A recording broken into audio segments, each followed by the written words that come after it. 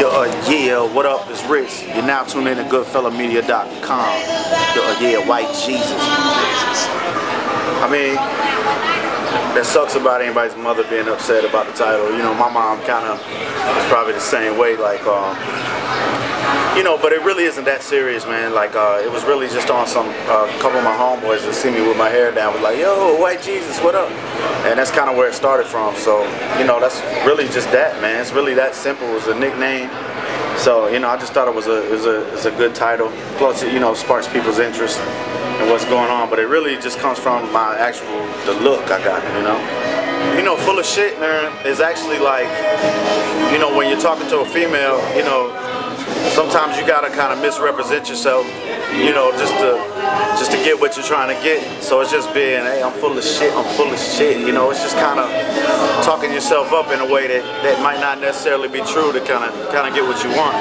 So, you know, but who doesn't know? And females do it too. And shout out to all the full of shit females out there, because I know there's a million of them walking around as I speak. It's all good. You know, it's all good. Yelawolf is kind of like, I mean, at the beginning of it all, you know, me and Yelawolf were just two rappers that mutually respected each other's flow and talent.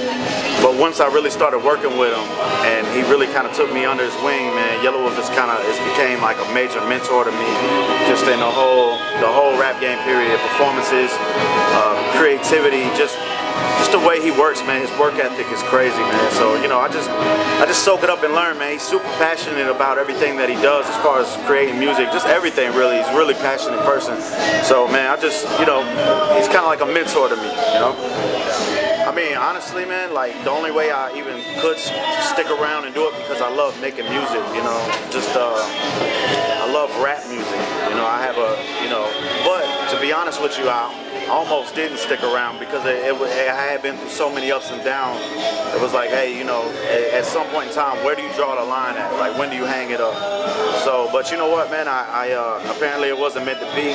Right when I was thinking that, I got my chance, man. So really, you know, it's a fine line between following your dream and really dealing with reality and trying to make something of yourself. But, you know, play your cards, man. I just stuck with it, man, because I love music, and now it's finally paying off. When Yelawolf called me to do Box Chevy, I had we had lost our house. I was living with my girlfriend and her mom, and her sister, and her sister's husband, and everybody lost their job at the same time.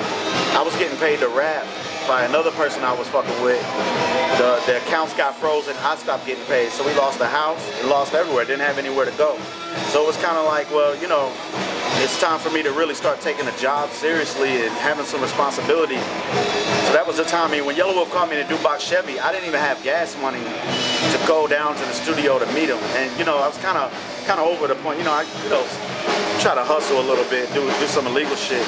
It's all good, but at the end of the day, you know, I wasn't trying to go to jail at that point either, because we'd be fucked up even more. So that was the point, man. When I'm trying to borrow money to go record a verse, it was hard, you know.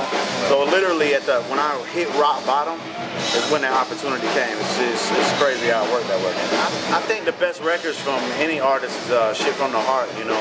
You're gonna always have, I mean, you gotta find a nice mix, you gotta walk that line, you know. You're gonna have the high fives and the full of shits, but at the same time you're gonna have the nowhere to runs and the sleeping nights and the real songs. And to me, the best songs are from the heart, you know, and just being honest about shit, you know. I hope so, man. You know, I think in this point in time where we're all at as a people musically, like, you never know who the fuck's got it in them to be a good rapper or be good at whatever, you know what I'm saying? Like, and with anything, sports, rock music, anything, like, you know, I don't think race really matters like that, man. And I think nowadays with the internet and everything else, people are being more open to different cultures and rap music, man. I think it's great, man. I think it's great because for such a long time it was a real struggle. Now, the internet is great, man. Like, it's like, you know, people say it's a double-edged sword because of album sales and shit, but really, man, like, the internet is giving everybody an opportunity to get on and create a fan base without, before, I've been rapping a while, so before you'd have to have a certain type of song to get radio play, and then you'd have to have a radio play that'll play in Atlanta or whatever city's hot, So now it's not like that. You get on there, be yourself, do whatever you gotta do. Still like that to a certain extent, but the internet has helped it so much, man. You do your thing on the internet. You can be yourself and still get the fan base and still do your thing and not have to sacrifice your creativity. What's next, man? I'm really just trying to go to the top, man. I'm really just blessed right now to be doing what I'm doing. So I'm just happy people are starting to know who I am and listen to my music. So I'm about to grind it out, man, and get out there, start doing the shows, hit the road, and just hope for the best, man. And just I'm counting my blessings. So I'm just really happy to be doing this. So right now, what's next is what's here, and I'm just out here grinding, man, getting it on, man, making good music.